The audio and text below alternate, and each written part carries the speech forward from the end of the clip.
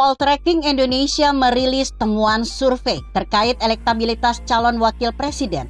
Nama Erick Thohir muncul sebagai kandidat kuat karena punya elektabilitas tinggi yang unggul di 5 provinsi di Pulau Jawa. Mengejutkan? Sedikit.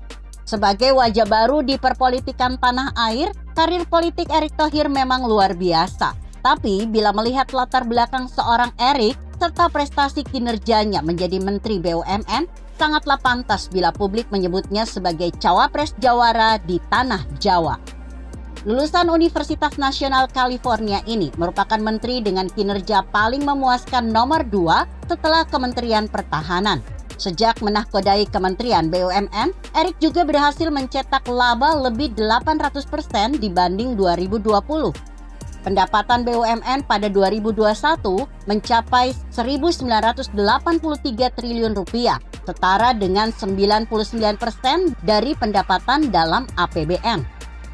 Mantan bos Internazionale Milan itu juga berhasil melakukan transformasi BUMN, meski belum 100%.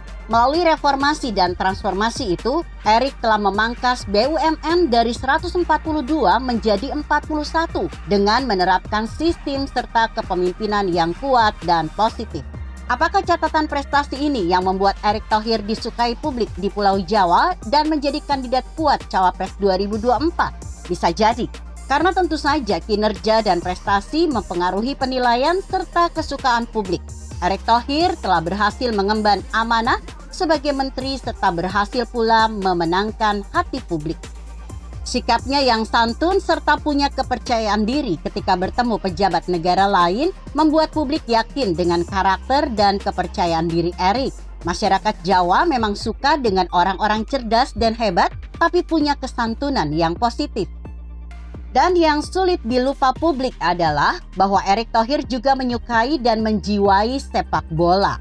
Belakangan ini, bila bicara sepak bola tanah air, publik bicara tentang Erick Thohir. Maka tak heran mantan pemilik klub DC United itu digadang-gadang menjadi ketua umum PSSI pada KLB tahun depan. Tingginya elektabilitas cawapres Erick di Pulau Jawa juga tentu karena masyarakat menilai kedekatannya dengan Presiden Jokowi. Menjadi ketua panitia pernikahan Kaisang Erina adalah bukti Jokowi menaruh kepercayaan pada Erick. Bisa jadi pernikahan ini juga mengkerek elektabilitas Erick. Erick Thohir memang seorang jawara, lahir di Gunung Sugi, Lampung Tengah, Provinsi Lampung pada 30 Mei 1970. Erick telah lama menjadi seorang yang suka dengan tantangan dan berkreasi. Maka tak heran bila Jokowi memintanya jadi ketua tim kampanye nasional Jokowi Amin pada Pilpres 2019 kemarin. Erick bukan sekedar bekerja. Cita-citanya adalah mewujudkan Indonesia setara dengan negara maju dari segi sumber daya manusia hingga olahraganya.